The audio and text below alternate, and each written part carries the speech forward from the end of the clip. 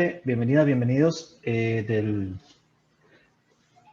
recreo. Ojalá que les haya aprovechado, los que no tomaron café o té o lo que fuera, lograran hacer algo. Y los que comimos algo, pues que les sustentara, que no sustentara, porque yo también me comí alguito.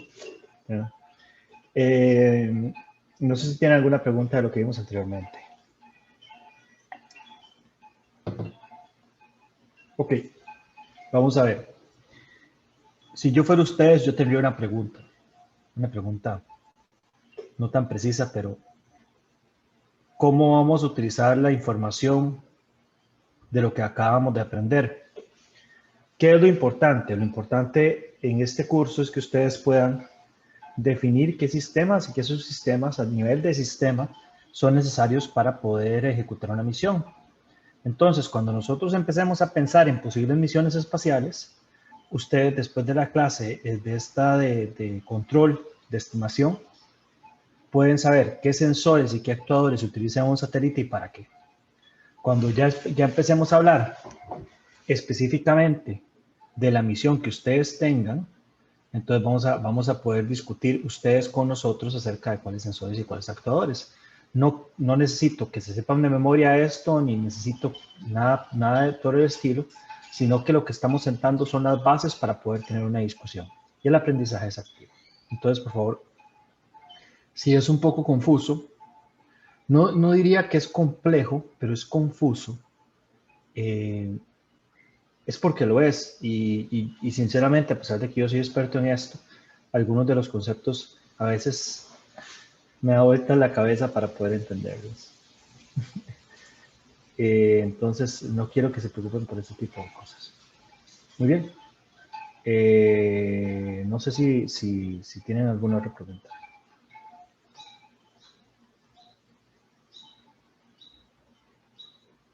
Ok, si no tienen preguntas, vamos a iniciar con la parte del sistema de energía eléctrica de satélite, que en inglés se conoce como EPS o Electrical Power System.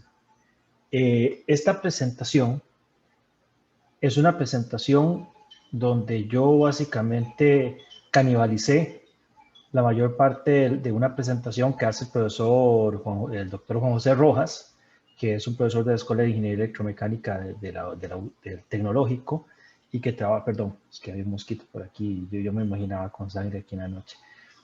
Y es un profesor que es experto en la parte de sistemas de energía eléctrica.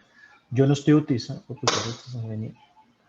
perdón, mi mamá diría, usted definitivamente no puede lidiar con eso. La respuesta es no. Él es el experto en la parte de energía eléctrica, pero la presentación de él iba un poquito más allá de los objetivos que nosotros tenemos en este curso. Entonces, yo canibalicé directamente la presentación, con permiso de él, y agregué algunas que otras cositas para explicar cosas. Entonces, créditos a quien crédito merece. Esta presentación es básicamente un trabajo de Juan José, pero tengo que decirlo a pesar de que Juan José tiene completamente claro que estoy haciendo esto, ¿verdad? Entonces es importante. Muy bien, dicho esto.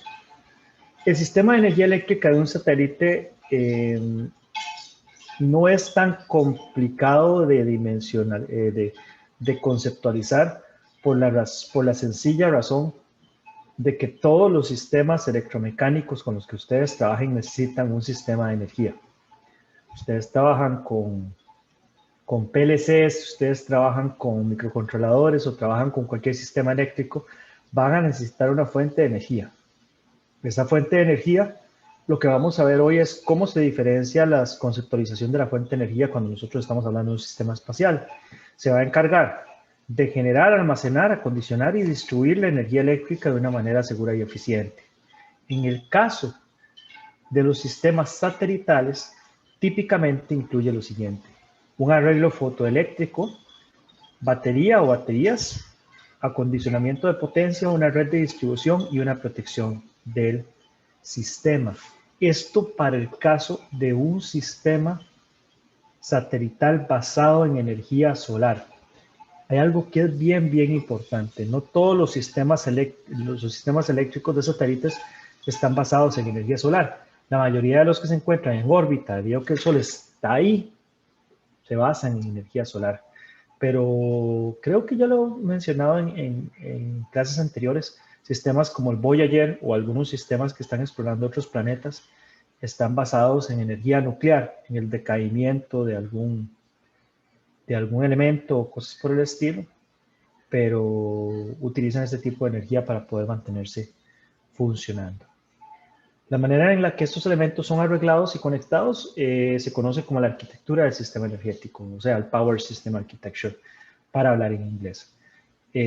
Aquí vemos, por ejemplo, una estructura de un sistema de energía eléctrica, que es el caso del sistema del proyecto Irazú, incluyendo todos los elementos que mencionamos anteriormente: arreglo fotovoltaico, batería, acondicionamiento de potencia, red de distribución y protección.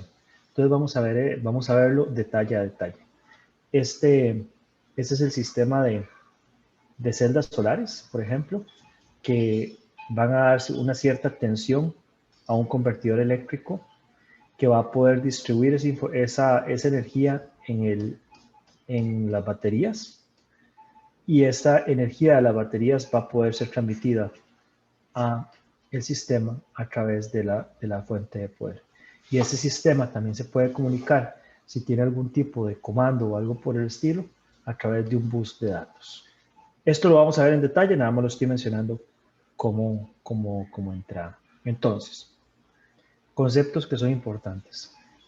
Cuando nosotros nos encontramos en órbita, van a haber momentos en que el satélite se pueda obtener directamente la radiación del Sol, y van a haber momentos en que el satélite va a estar en eclipse.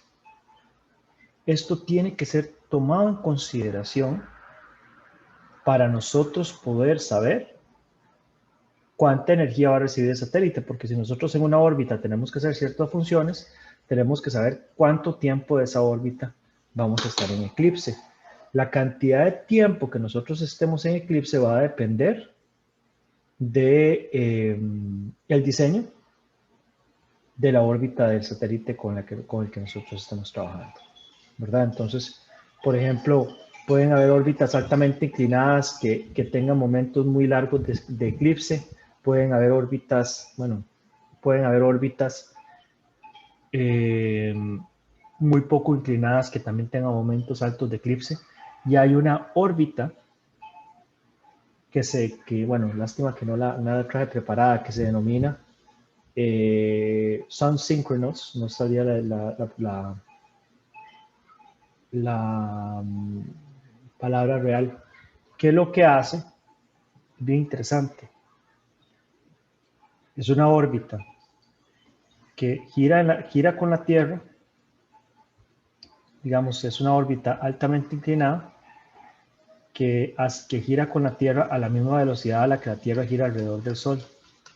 Entonces, esta órbita siempre está viendo hacia el Sol, nunca deja de ver el Sol. Es bien, bien interesante, pero bueno, no lo tenía listo por este caso. En todo caso, cuando nosotros estamos tomando en consideración la cantidad de energía que recibe un satélite, tenemos que tomar en consideración el efecto del eclipse o el no efecto del eclipse. Estos arreglos fotoeléctricos pueden tener diferentes características. Pueden haber arreglos fotoeléctricos como el de este satélite, que solamente aprovecha la estructura del satélite para poner celdas solares, o incluso puntos donde no tienen celdas solares, ¿verdad? O puede ser que el área exterior del satélite no sea suficiente para las necesidades energéticas del satélite, y por lo tanto tengamos paneles desplegables como este panel de acá, que teóricamente se guarda en lanzamiento y después se abre para poder tener más área de contacto y por lo tanto recibir mucho más energía como parte del sistema de energía eléctrica.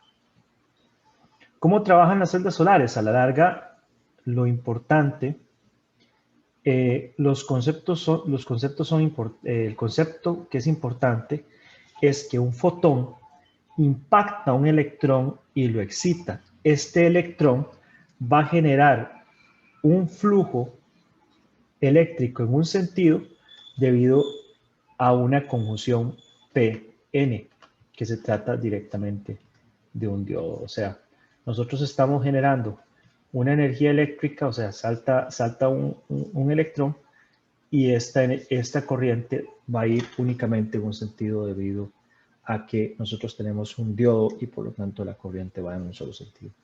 Creo que ustedes sí conocen el concepto de diodo, ¿verdad? Pues, ¿qué hace? No cómo funciona, sino qué hace. El diodo solo va a permitir la corriente eléctrica que se dé en un solo sentido, ¿verdad? Y eso es básicamente lo que hace la celda solar. Entonces, la celda solar se puede arreglar en diferentes niveles de celdas solares para generar un panel, en diferentes paneles para generar una matriz, y esas matrices pueden formar completamente, directamente, la estructura del satélite completo con la que nosotros estemos trabajando, ¿verdad? Por ejemplo, es un ejemplo de una celda de estas y el dimensionamiento que esta celda va a tener. Por ejemplo, esta celda se trata de una celda que tiene un 30% de rendimiento. ¿Qué quiere decir que tenga un 30% de rendimiento? Quiere decir que de la radiación del sol, de la energía que recibe, 30% se va a convertir en energía eléctrica que transmite a la fuente de poder con la que nosotros estamos trabajando.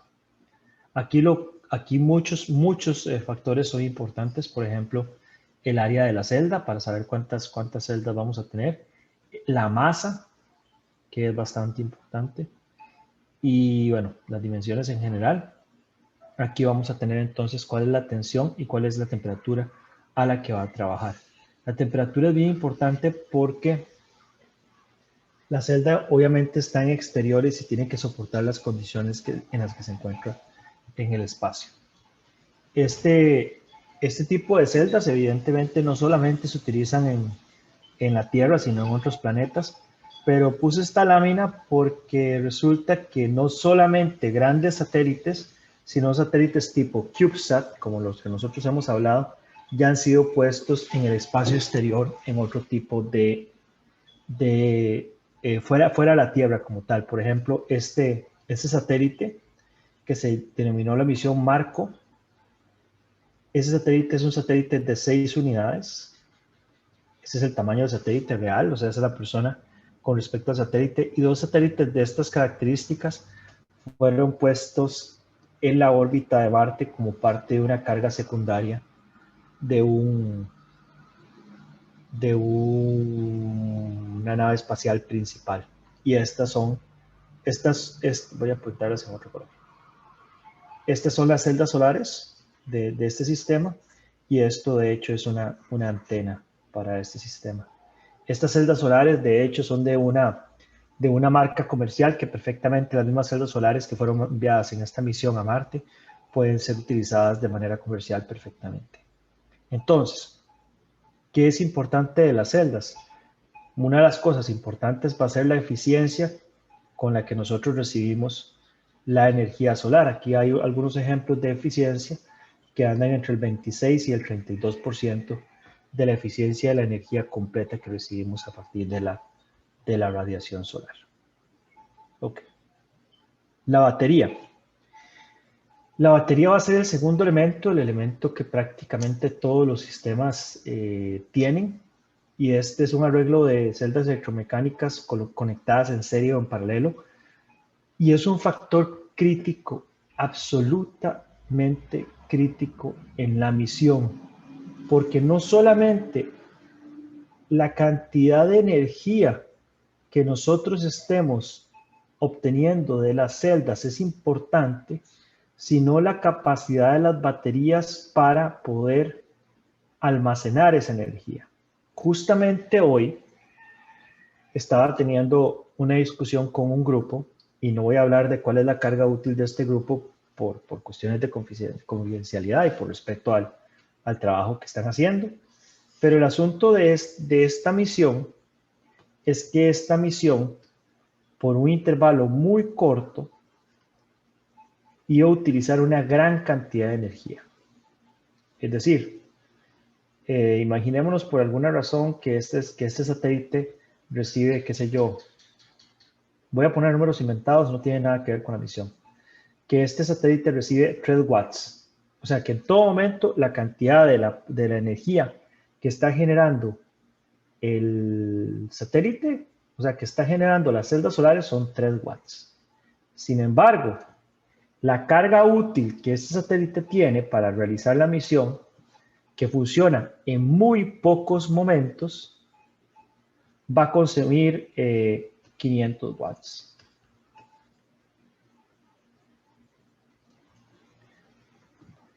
Esto hace que la misión sea factible. ¿Eso hace que la misión sea factible o que no sea factible? No. La cantidad de energía que nosotros estamos generando en la celda solar no es el factor definitivo que nos define si esta carga útil que requiere 500 watts va a poder funcionar en un satélite que solamente está generando 3 watts. O sea, 3 watts son 3 joules por segundo, ¿verdad? Ok, entonces, ¿cuál es el factor definitivo? El factor definitivo es el tamaño de la batería. Nosotros vamos a tener una gráfica de carga y descarga de la batería que, por ejemplo, si nosotros estamos utilizando 500 watts por, qué sé yo, 10 segundos, nos va a decir que esta batería tiene una carga, qué sé yo, de 500 amperios hora. Y se descarga, pero resulta que llega hasta aquí. Y después no llegó hasta cero. Y en este periodo nosotros tuvimos la generación de 500 watts y después volvemos a recuperar. Entonces, la batería como tal se convierte en el elemento crítico del sistema y por lo tanto, la factibilidad de la misión va a tener que ver fundamentalmente por qué tanta energía nos da la batería. Eso es lo importante. Entonces, términos importantes. La capacidad. La capacidad de la batería es básicamente la energía almacenada que tiene la batería. Típicamente, en un satélite pequeño se da en miliamperios hora, que es cuántos miliamperios puedo yo dar máximo por una hora total de carga con la que nosotros estamos trabajando, ¿verdad? Miliamperios porque efectivamente estamos trabajando con una energía muy pequeña, que a la larga el valor de miliamperios por hora nos va a dar un valor de cantidad de carga eléctrica en coulombs. El estado de la carga es básicamente lo mismo que ustedes tienen en un teléfono donde les dice el porcentaje de que te cargas la batería respecto a la capacidad que la batería tiene como tal, ¿verdad? Ese es el SOC, State of Charge. La profundidad de descarga es el contrario del porcentaje. Si nosotros estamos cargados 70%, quiere decir que estamos descargados 30% y cosas por el estilo. Y esa es la profundidad de descarga. Estos conceptos son bastante sencillos de entender ahora que prácticamente todos tenemos teléfonos inteligentes. La densidad energética.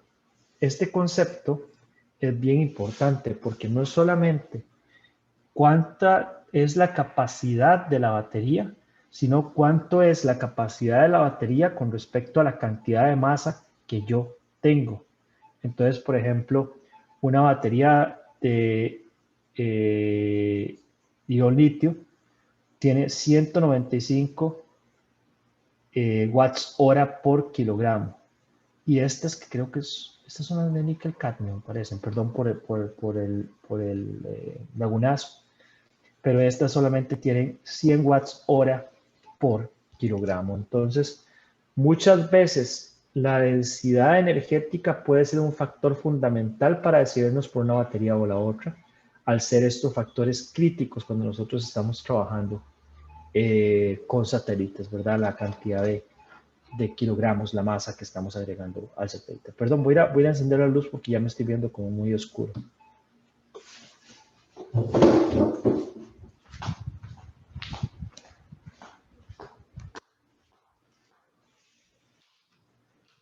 Ahora sí.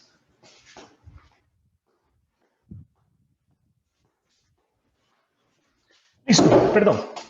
Creo que ya me veo menos oscuro. Ya estaba apareciendo una entrevista con el vampiro.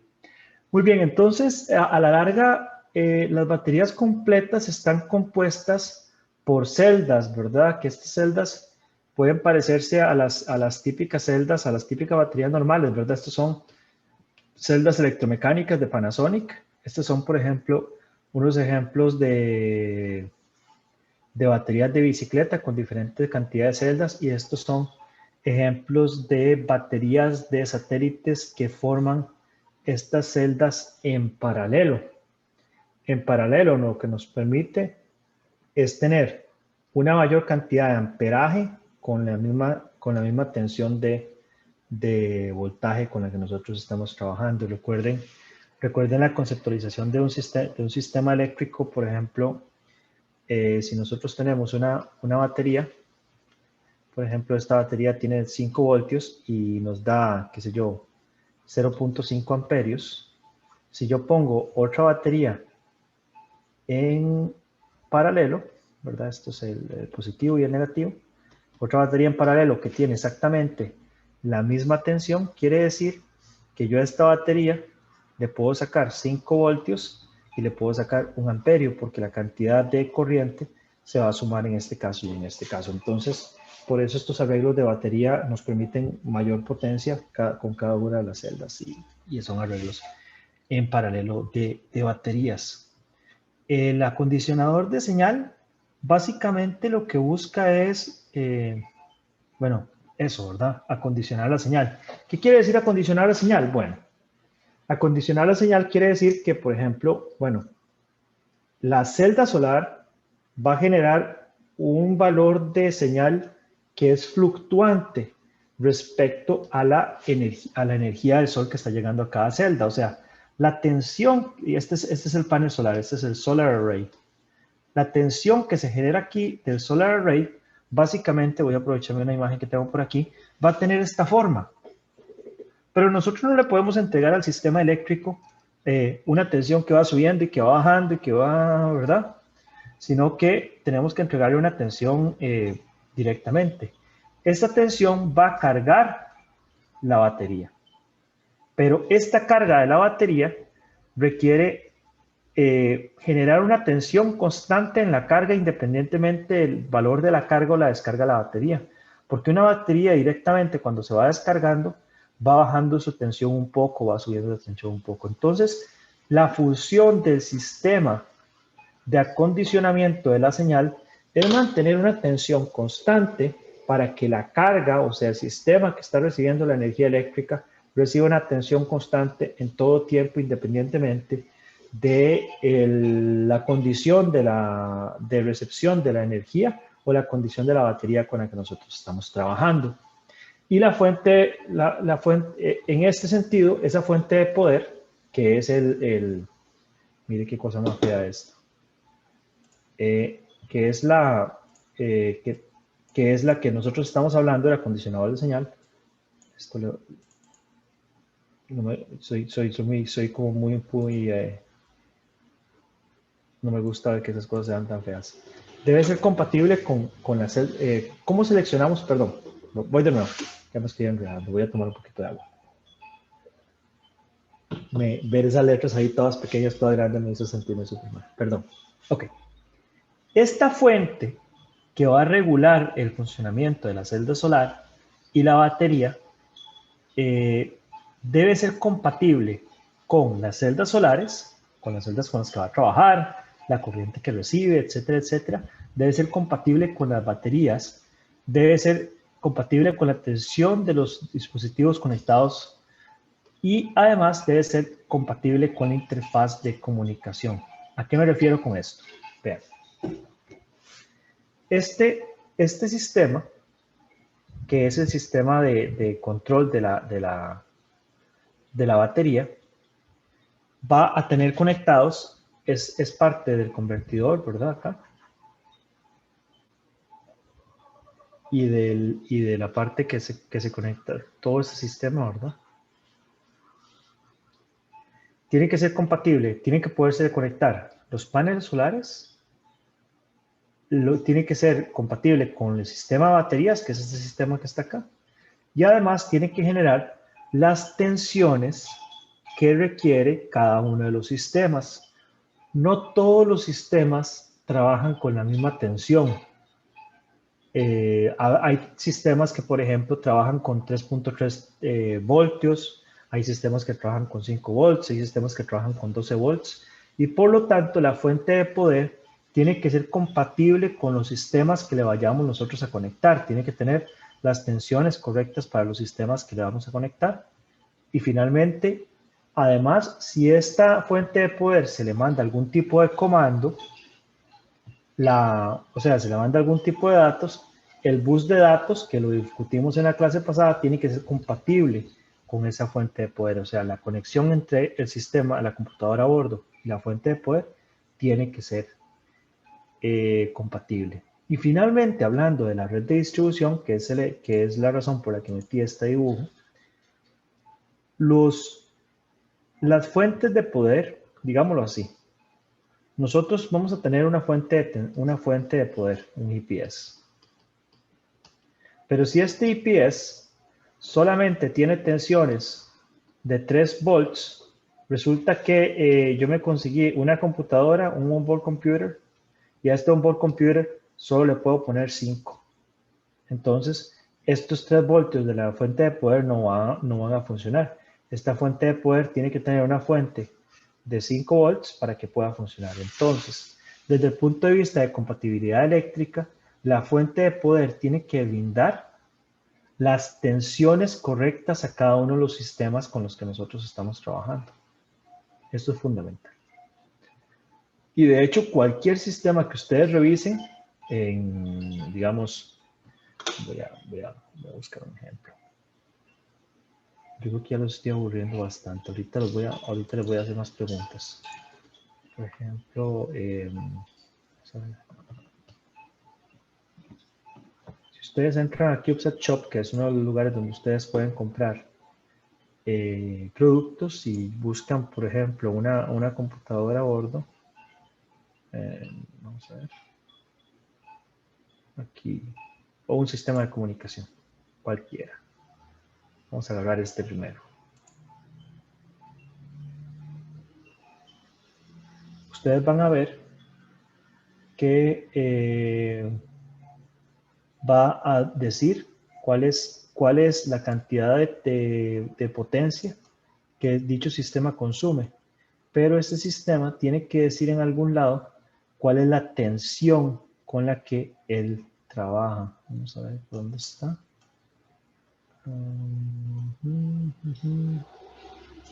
Pero me vacilaron con esto. Okay. Voy a buscarlo. Vamos a buscarlo en otro.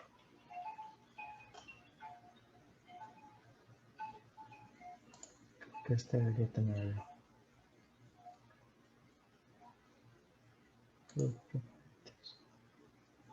Aquí está.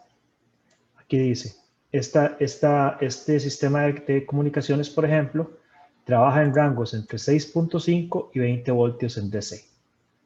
Y esta es la cantidad que el sistema consume. 4 watts cuando está transmitiendo y 0.48 cuando está solamente recibiendo. Esto ahorita lo podemos usar de ejemplo para hacer algo interesante. Entonces, entre 6.5 y 20 voltios, entonces nosotros cuando busquemos una fuente de poder, cualquiera que sea la que vayamos a buscar, tenemos que buscar una fuente de poder que nos permita tener esa cantidad tener esa tensión que nosotros tenemos acá. Por ejemplo, esta solamente tiene 3.3 y 5, y ese sistema decía que de 6.5 a no me acuerdo cuánto, de 6.5 en adelante. Entonces, esta fuente, la NanoPower P31U, no sería compatible con ese sistema de comunicaciones eléctricas. Y esto es bien importante. esta compatibilidad es bien importante. Por último, el último elemento es un elemento de protección del sistema. Hay diferentes niveles de protección, pero este ejemplo es un ejemplo bien interesante. Si ustedes ven esto que dice aquí Remove, este elemento es muy famoso en cualquiera de los sistemas aeroespaciales. Este es el elemento que fue en el satélite del proyecto Irazú. Resulta que esto es un switch y este switch desconecta el satélite del sistema de potencia como protección. Entonces, bueno, de hecho estos son estos, Remove Before Flight, y esos son cuando se lanza al espacio. Eso quiere decir que antes de que vuele el satélite, ahí donde ustedes lo ven, ese satélite está apagado y la fuente de poder está completamente desconectada del sistema como una cuestión de protección. De hecho, cuando el satélite se lanza al espacio, el satélite no puede estar encendido, no puede estar cargado. Entonces, esa es una de las maneras en las que el sistema se protege. Otra de las maneras en las que el sistema se protege es que cuando se lanza a órbita, estos switches se cierran con cuando se arranca el sistema, los switches se encienden cuando ya está en órbita para que el satélite empiece a funcionar. Entonces, ese tipo de protecciones del sistema son algunos de los tipos de protecciones del sistema que tiene el sistema de potencia de un satélite de esta naturaleza. Ok. Muy bien. ¿Qué es lo que nosotros tenemos que hacer cuando queremos saber cómo funciona un sistema de potencia de un satélite? Lo primero es lo siguiente. Tenemos que determinar la energía disponible. Entonces, por ejemplo, nosotros decimos, nosotros vamos a diseñar un sistema que va a estar en una órbita de, qué sé yo, 51.6 grados y va a estar a 400 kilómetros sobre la superficie de la Tierra, ¿verdad? Y ese satélite, entonces, yo tengo ese satélite aquí y voy a empezar a hacer una simulación con GMAT o con cualquier otro sistema. Y esa simulación, cuando ya usted le da los parámetros orbitales y cuando usted puede simular mejores y peores escenarios, usualmente para dimensionarlo correctamente, uno podría simular el peor escenario de la menor cantidad de radiación que va a llegar a cada una de las paredes del satélite. Entonces, ustedes obtendrían finalmente gráficas como estas. Estas gráficas lo que me van diciendo, aquí estoy diciendo cuánta energía me está llegando en el eje X del cuerpo del satélite, en el eje Y del cuerpo del satélite y en el eje Z del cuerpo del satélite, en una órbita, por ejemplo. Entonces, aquí yo tengo cuánta energía me está llegando a las celdas solares, en este caso. Después, ese es el paso 1, perdón.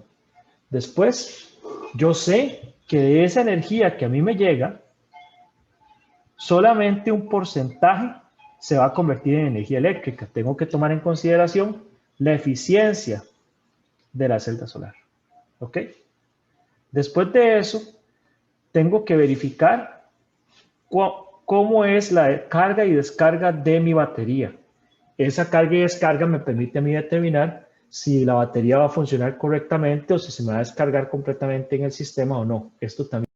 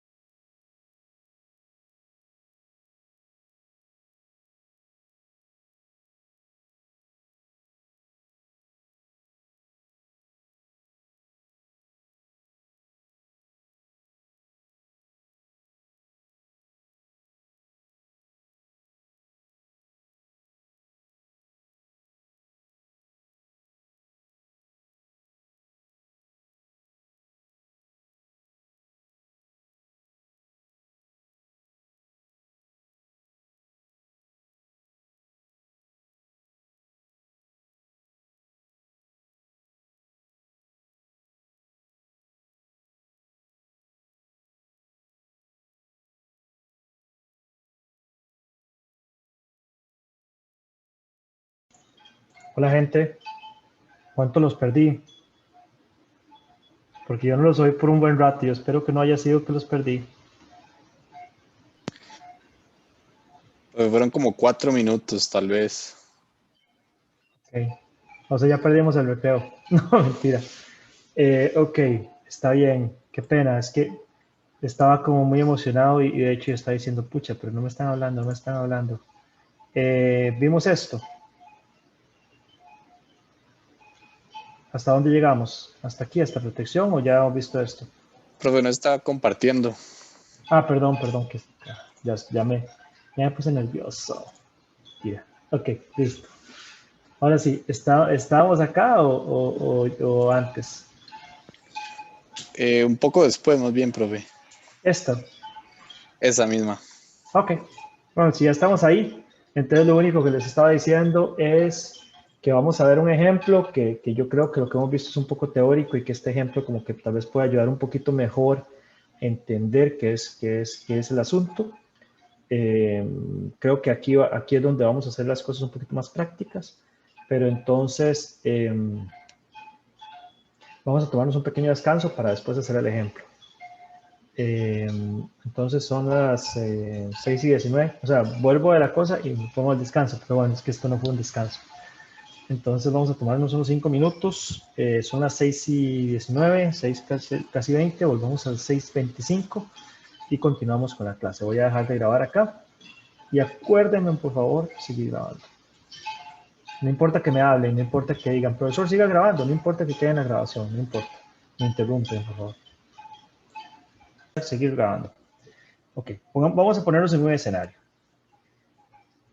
Varias cosas. Número uno, cuando nosotros vamos a trabajar con proyectos, en la segunda parte del curso vamos a ver cómo hacer para simular la cantidad de energía que recibimos o cosas por el estilo.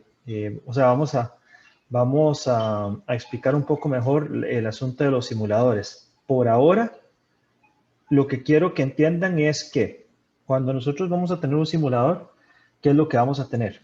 Vamos a tener que el simulador nos va a decir, por ejemplo, cuánto es la energía que recibimos por celda.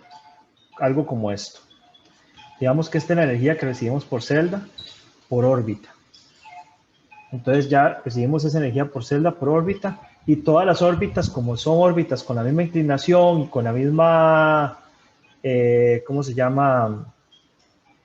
La misma inclinación, la misma orientación o cosas por el estilo, básicamente reciben la misma cantidad de energía por órbita y por lo tanto la misma cantidad de energía.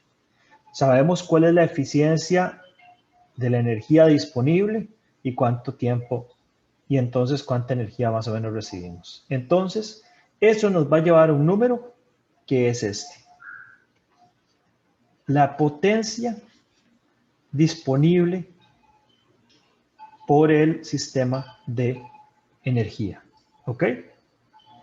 Esto es un ejemplo real de los subsistemas elegidos para el proyecto Irazú y cuánta energía gastaba cada uno de ellos. Entonces, la energía disponible es la energía que está generando consistentemente el sistema de potencia. Entonces aquí, en el boot up, se encendía el transceptor, se encendía este equipo y se encendía este equipo y utilizábamos 711 miliwatts. Todo bien. El lanzamiento solo 711 miliwatts. En la parte segura, 711 miliwatts. En la parte de operación nominal, 1456 miliwatts, que son menos que 2100 miliwatts. Eso quiere decir que todas estas operaciones se pueden realizar con solo la energía que está generando las celdas solares. ¿Ok? Entonces aquí no hay mucho que hacerle. Las celdas solares me generan 2100 miliwatts y cada una de las operaciones me consume menos que eso y por lo tanto cada una de esas operaciones la energía que yo estoy utilizando, una la utiliza el sistema y la otra se va para la batería. Entonces todo maravilloso. Ahora, cuando nosotros tenemos Números como estos es cuando nosotros tenemos que ver qué hacemos.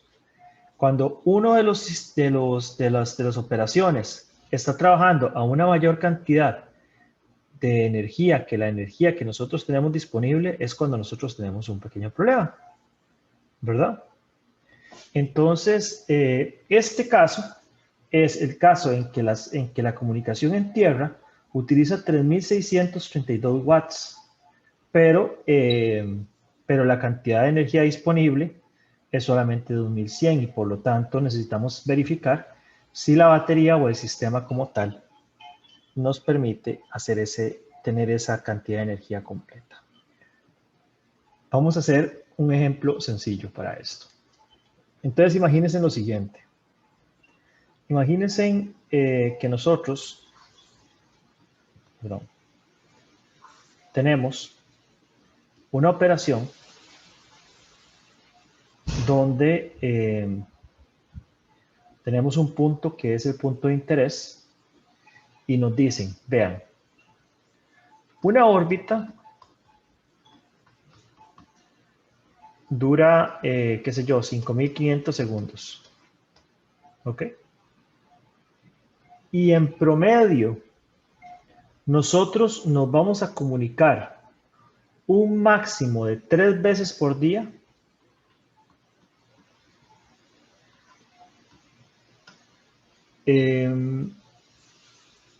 Vamos a ver, 3 veces por día, por un máximo de 15 minutos a la estación donde nosotros vamos a realizar la comunicación. Esa comunicación está tomándonos 3.632 watts. Miliwatts, perdón. ¿Ok? Y el sistema nos genera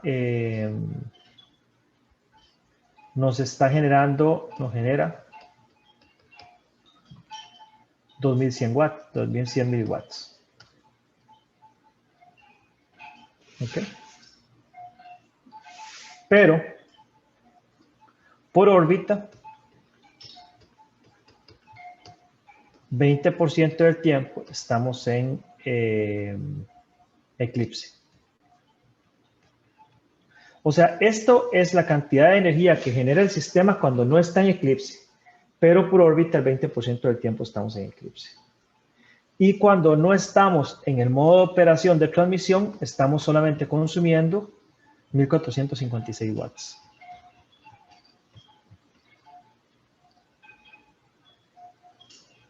¿Es factible esta operación? Esa es la pregunta que nosotros nos podríamos hacer con una operación como estas. ¿De dónde salen estos números? Estos números son subdimensionamientos o sobredimensionamientos, o sea, son números donde nosotros estamos trabajando en el peor escenario posible. No sé si estoy explicándome completamente claro de cuál es el asunto que tenemos acá.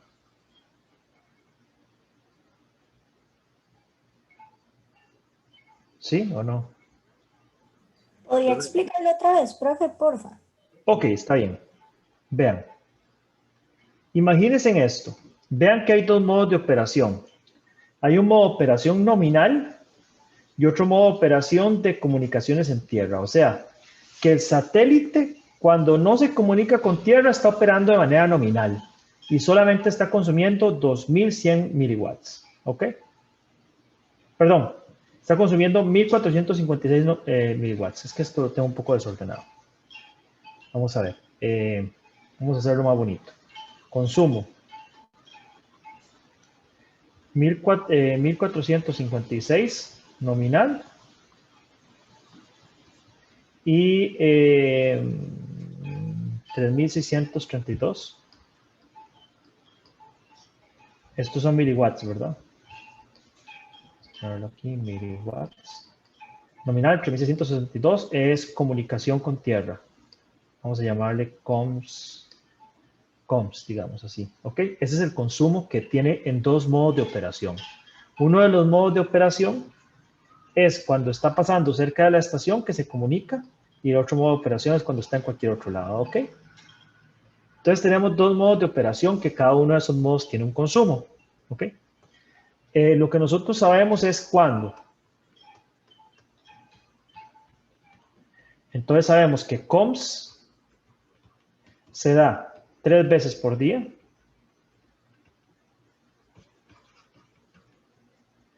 Y máximo 15 minutos. ¿Ok?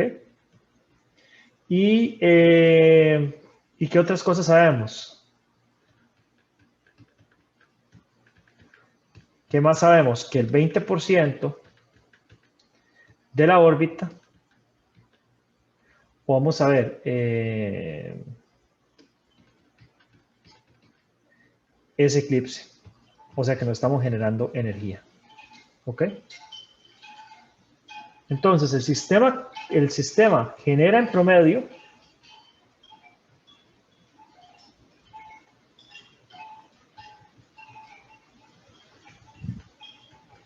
2100 miliwatts. Entonces, la pregunta es esta. Este sistema nos va a permitir darle servicio a estos dos modos.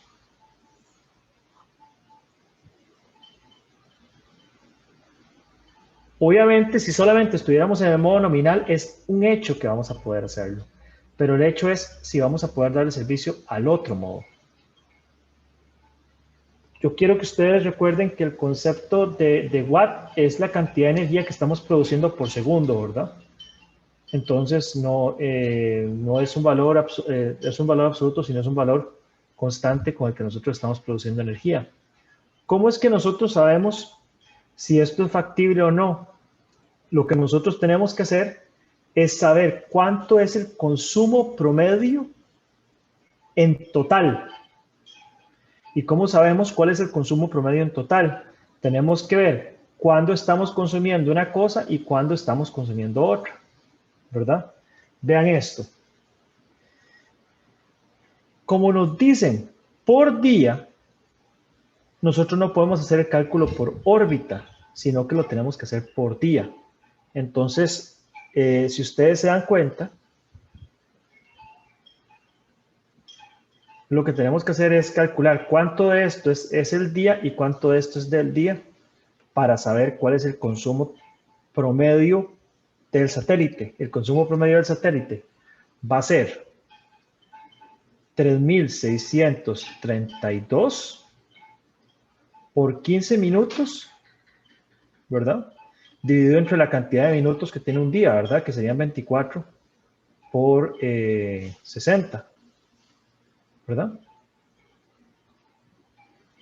Ese es el promedio de esa energía más el otro que es 1456, que es lo que consumimos el resto del tiempo. Ah, bueno, aquí son 15 minutos por 3.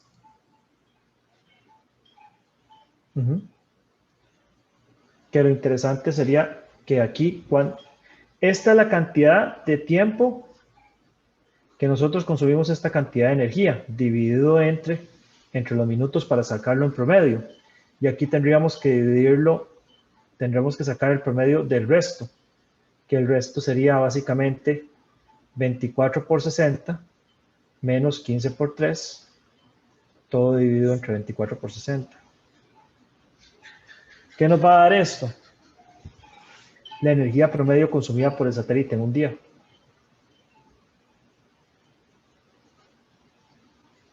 ¿Me explico? Esta es la cantidad de minutos que consumimos, 3.632, y esta es la cantidad de minutos, que es el resto de los minutos que consumimos 1.456. Esta es la cantidad de energía total consumida por el satélite en promedio en un día, en watts. Ahora, ¿me explico con eso?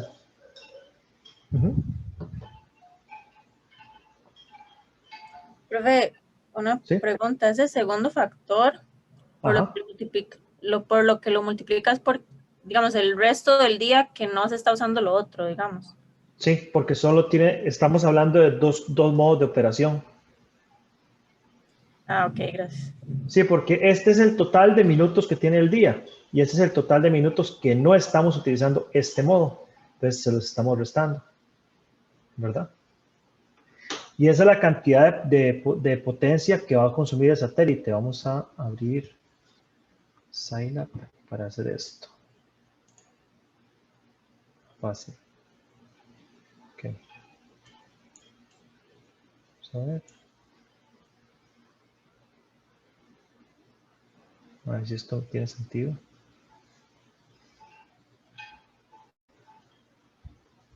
Ok.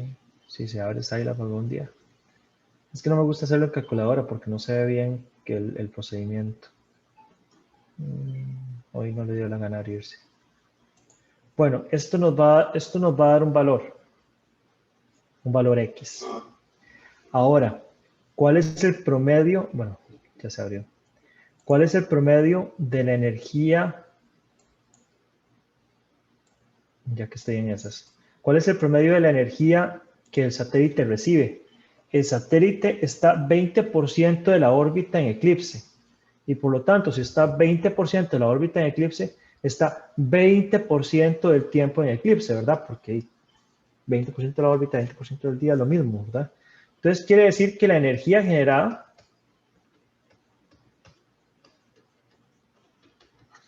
es el 80% de esos 2100. O sea, 2100 por 0.8. La energía generada sería 2100 por 0.8, que ese sería 1680 watts. Bueno, yo creo que con esto ni siquiera me va a dar. Ah, no, puede ser que me dé 1456. Entonces aquí podemos ver que 1680 watts es la energía promedio que nosotros generamos por día.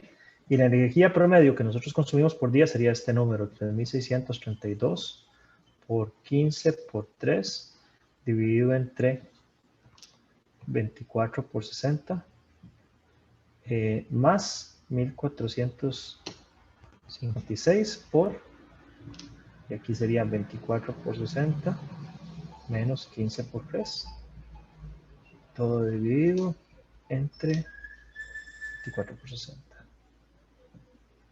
¿Ok? Que es básicamente sacar cuál es el promedio de lo que consumimos, 3632, y cuál es el promedio de lo que consumimos en 1456. Bueno, esto tiene algún error. 24 por 6, no, 24.6. 24 por 60, perdón, aquí. Esto, ahora sí. Entonces quiere decir que el satélite produce en promedio, consume en promedio 1524 watts. Esto es lo que consume en promedio. Y lo que genera en promedio son 1680 watts a pesar del eclipse. Eso quiere decir que ese satélite sí le puede dar servicio a esos dos modos de operación con ese consumo. Y esa es la manera en la que nosotros podríamos calcularlo. ¿Me explico?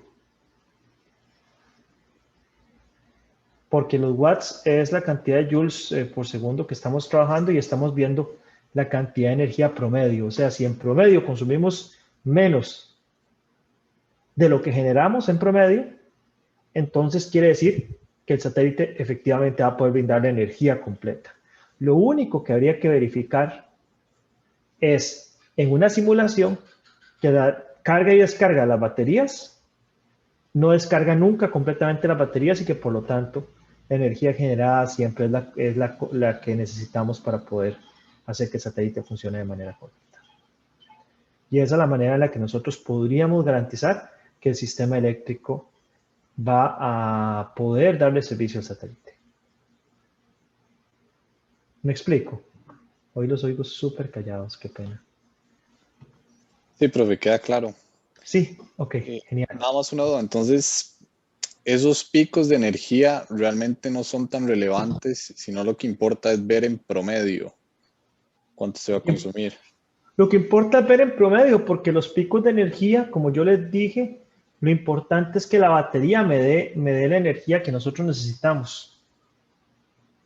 Si la batería me puede generar la energía que nosotros necesitamos cuando el sistema requiere más energía que la que nosotros estamos generando de manera inmediata con la celda solar, entonces sí vamos a poder darle servicio al sistema. A eso me refiero. Ah, ok, es como usar las reservas que maneja el Ajá. satélite. Ok. Porque si usted se da cuenta, ¿por qué tiene reserva el satélite? Porque el satélite está produciendo en promedio 1680 watts, pero el modo de energía nominal solo consume 1456. ¿Qué se hace el resto de energía? Se almacena en la batería. Eso es lo que pasa. ¿Okay? Entonces, de esa manera nosotros podemos garantizar que el sistema está funcionando de manera correcta.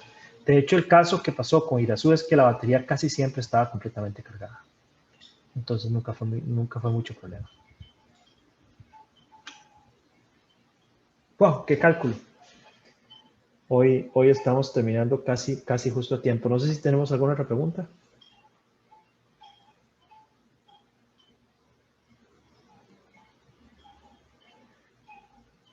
Muy bien, si no hay ninguna otra pregunta, espero que este tipo de cosas queden claras. Yo soy muy predecible en los exámenes que hago de este curso. Uno de los problemas es un problema de cambio de órbita y otro de los problemas es este problema, donde les digo, dígame en cuánto consume el satélite, dígame cuánto genera el satélite y dígame si es factible que el satélite le dé servicio. Esos son los dos problemas que se ponen en el curso. Yo les voy a pasar otros exámenes de ejemplo para que los puedan resolver.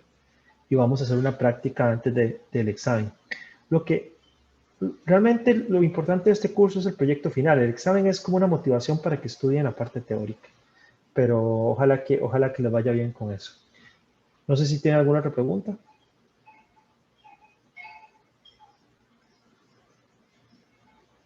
Profe, yo tenía una así como más de concepto. Dígame. Esa energía disponible, entonces, no es ya como el 80%, sino que a ese 2100 es el que se le aplica el 80% del tiempo que no está en eclipse. En este caso, porque lo que estamos diciendo es que 2100 fue el resultado de lo que en promedio el satélite está recibiendo de energía cuando no se encuentra en eclipse. Pero puede ser que el cálculo ya tome en consideración el eclipse, puede ser que el cálculo no tome en consideración el eclipse. O sea, esa es la energía que está generando en promedio el satélite. Ok, gracias. Que por ejemplo, si nosotros quisiéramos dimensionar el satélite, ¿qué usualmente hace uno para asegurarse que el satélite funciona? Yo recuerdo que el proyecto Irazu tenía 5 celdas solares, no 6. O sea, es como un dado, ¿verdad? Y entonces tenía una celda solar, una cara del satélite no tenía celda solar. Entonces nosotros para hacer la simulación, simulamos que la cara que no tenía celda solar siempre estaba apuntando hacia el sol. ¿Qué logramos con eso? Logramos simular el peor escenario posible. Y entonces, como simulamos el peor escenario posible, esa potencia, que era, si la potencia del peor escenario posible era suficiente para darle servicio a todos los modos de operación del satélite, estábamos demostrando que el satélite iba a tener suficiente energía para cualquier escenario. Entonces, eso fue lo que hicimos, ¿verdad? Entonces, son cosas que uno puede hacer para simular ese tipo de cosas, para saber, para decir, este sistema de potencia con esta batería y con estas celdas va a ser suficiente. A eso nos referimos. No sé si me explico.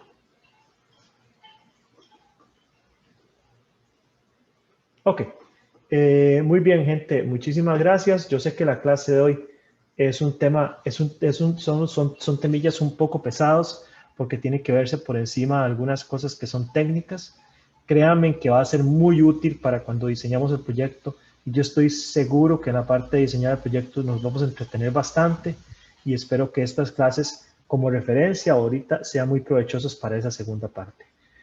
Ahora que ustedes están dedicados solo a esto, les recomiendo, si pueden conseguir el libro de Space Mission Analysis and Design, que revisen los capítulos de dimensionamiento de satélite o los subsistemas y puedan leer de eso si tienen más interés. Entonces, dicho esto... perdón, ¿cuánto queda el resultado de la operación esta, de la grande? ¿Cuál de todas? Esta. Ajá, esa 1524. Gracias. Pura vida. Muy bien. Dicho esto, sin más, entonces la próxima clase veríamos otros subsistemas. Esperamos que nos brinda bastante y les agradezco mucho por la atención. Ojalá que tengan un feliz resto de lunes y nos veríamos jueves en la tarde.